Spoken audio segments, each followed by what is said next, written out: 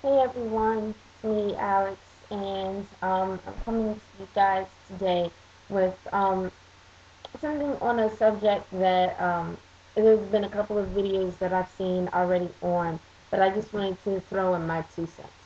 Um, it is on representing the god and goddess on your altar. Now, the way I've done it is this way: is I've actually just got two candlesticks. One is black with silver, and then the other is white with gold. Obviously, for the goddess, and God. That's what you know. Um, and I decided to go this direction because I'm sometimes a bit more of an abstract type person, and so and I like candles, so it's abstract. I know what it represents, but I could leave it on my altar all day, and most people would never know. They would just think that it was a black and white pair of candlesticks. Um, Not that I live in a home where I have to worry about that stuff, but if I have family visiting, I could leave these out and be just fine. Um, some people actually do use god and goddess statues of either like I've seen like a spiral goddess statue, and then they have the god statue to accompany it.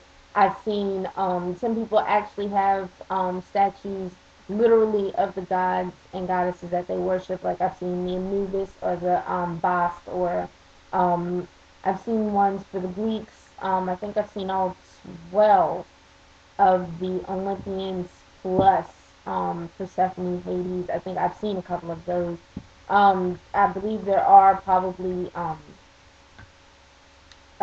I think I've seen one of a couple of the Norse, of course, the Celtic, Quan Yin. You've seen they're out there, so if you want to go that route, you can do that.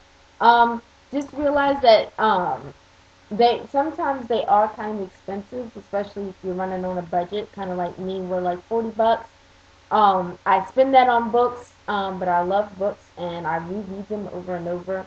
And but I can't spend 40 on, I don't know. It's just really weird how that works. Plus, like I said, I'm more of an abstract person, and I just don't kind of have the space. Like if I had to put these up, I can fit these someplace. I don't have the space to put larger statues. They do come in smaller, but um, for the size of my altar, it kind of looks a little funny to have smaller pieces on there to me, but whatever. Off topic. You do have the option of using what is it? Pictures if you wanted to do that. So you can get like pictures of the gods and goddesses that you worship online and then put them in frames if you wanted to do that. Some people don't have anything on their altars and they just use their mind's eye in order to see the god and goddess. Some people use different. Some people use stones. I've seen. I think somebody. I've seen. Someplace might have used. They use pictures of people that they actually knew. Like a male and a female. Like I said, there were stones that someone had used. I think some people used different things that represent the goddess and goddess. Like some people use like they hold stones for the goddess, or they might use things related, like moon. I think someone used a crystal ball once to represent kind of the moon. For the god, they use antlers, and it really depends on what you want to do. Like if you have more of an earthy type altar, you might want to go with something that looks a little bit more earthy in keeping with that. But it's really up to you. Um, I would just like to say that if you live in a home where there are people that might object, of course you might want to go with like a pair of candlesticks. Most people aren't going to freak out about that. Um, Hold on. Hi, and we're back from the phone. But like I said, if you live in a house that has people that might object, you might want to go for something that's a little bit more abstract, something where if it's sitting on your altar, um, you know, you're not really gonna want to touch, and they're not really gonna want to ask you about it if you want to go that route. And of course, if you live in a home where it doesn't really matter, then of course you can have statues. It's really up to you.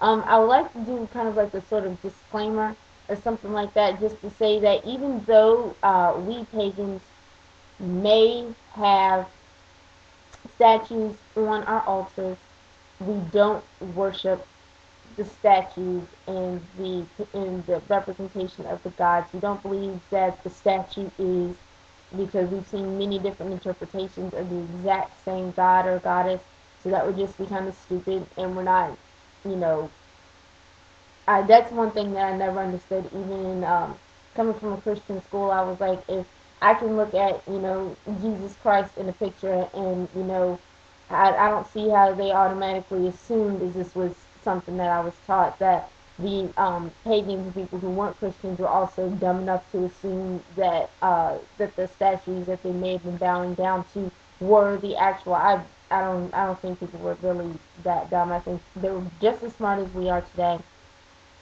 and that they probably figured that this is just a representation, you know, and I don't know, but that's just something that I wanted to say. If someone who's not pagan is watching this, is that we don't actually worship what's in front of us. We do the exact same thing that Christians do, because we're just the smartest Christians, and that it's just a representation, same as it's not really Christ who's hanging on the crucifix. It is just a representation.